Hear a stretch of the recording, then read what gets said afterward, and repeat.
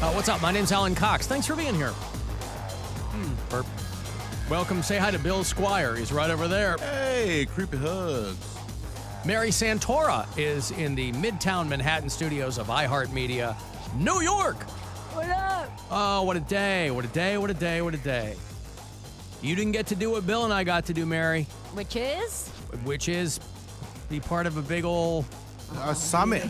big audio summit. Oh, Here yeah. at iHeart Cleveland. And what did we learn? Take that, New York. New York City. Timberwolves. They're in really bad shape, too. Everybody thought the Timberwolves were going to kill it.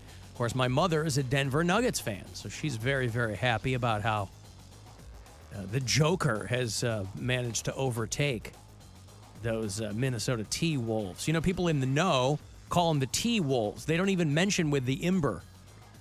They don't mess with that at all. They don't F with the Imber. They call them the T-Wolves. Timber Wolves. It's too much. Anyway, yeah. So we had this thing this morning, and it was thrilling, and it was exciting, and it was informative. And I'll tell you what, it just goes to underscore the fact that when I don't know what it New York City. I don't know what it underscores. Alan, you guys were talking about bowling yesterday. The letter I got from Matt there. He grew up in Medina. You were talking about Medina Lane still being there. Oh, nice. I was talking about how the family and I had gone bowling this past weekend because the bowling alley near us is getting ready to shut down. They've been bought out after something like 76 years, and they're going to put in one of these golf simulators. And Matt said he grew up in Medina, and he said Medina Lanes, they used to have this summer program for kids 15 and under. Is this anything you remember? Was this on your radar? We did something like that. Where you could bowl 2 free games every day for the summer if you were 15 and under. Oh, no, I didn't do that. But we did do some like after school thing where we would go and bowl after school every day for like, I don't know, we did it for a couple months, and then you got a bowling ball at the end. You got your own ball. Yeah, it was pretty cool. I always wanted to get that ball that Janine Garofalo had in Mystery Men, or sort of father's skull in Clear Lucite. Matt says all you had to do was type in your birthday online when you signed up, and then you printed off coupons each day, and you'd get your 2 free games. And so my friends and I, when we were 15, we'd go up there all the time. So as we got older, we would still sign up online and just put in fake birthdays, and nobody ever verified it or anything. So we would bowl 2 free games every day for the next 2 summers. And we bought our own bowling shoes so we wouldn't have to rent them. So we were doing it all for free. Clever. But he said, but as we're getting older and we're starting to drive, we would have to park next door at the drug mart so that no one would see these supposedly 15-year-old kids pulling up. Until one day, one of their employees finally caught on and followed them outside and saw us get into one of our cars, and ratted us out. The jig was up, ultimately ruining our free bowling scheme. But thinking back, we probably got away. Thousands of dollars worth of games, possibly over those 2 summers. How about that? Wow. You know, that is a good heist. That is a good heist. bowling heist. Yeah. That is another lesson to be learned from the school of Red Lobster, is that you give too much stuff away, and it's going to be bad for business. You give away all that free shrimp, all them scramps, and then look what happens. Now they're like, oh, we got to shut down, 300 locations or something. I was told yesterday when we were discussing the ones that none of them were being closed in Ohio, that the one in North Olmsted has closed down.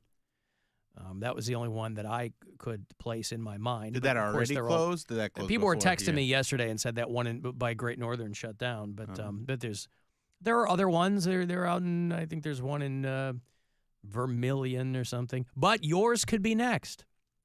Even if you are an infrequent Red Lobster guest, you might want to get in there. You might want to round up some pals and say, hey, guys, ladies, tonight we're going to down them scramps like there's no tomorrow. Because one of these days, there won't be. There won't be a tomorrow for us, and there won't be a tomorrow for Red Lobster. But as a young man, Matt there in Medina, he, let's face it, did what a lot of kids do. You try to find the loopholes, right? When I was umpiring, my very first job ever, for which I was paid, got paid under the table to umpire at a community center in Chicago. And I would do T-ball games. I've told the story before. I would do T-ball games because nobody wanted to do T-ball because the parents were maniacs. So they would actually pay you more to do T-ball, and you're just back there umpiring these games. The loophole is, of course, is that you're figuring out a way to get extra snacks from the concession shack and hit on the girls working the concession shack at the same time. You want to talk about a heist. Trying to get a girl to give you enough, interest where she'll pass you an extra snack or an extra thing of Bub's Daddy gum. That's living. So Matt's just doing what everybody was trying to do back in the day, is get a shortcut because you were a kid. It's all you weren't driving yet. Maybe you were making a little bit of money, but you didn't have anything else. You had to pick up your kicks wherever you could. And that's the moral. Kids, stay in school, but always find a way to get extra snacks. Or don't. Or don't. Don't. Do what Bill did. Whatever you want. Whatever you want. Mary will tell you nothing matters. It doesn't. And she really. is correct. However, since we're all playing along with all of this fake construct that's been set out for us, you play along for a little bit. But the free snacks, extra snacks, that's the spice of life right there. Free snacks matter.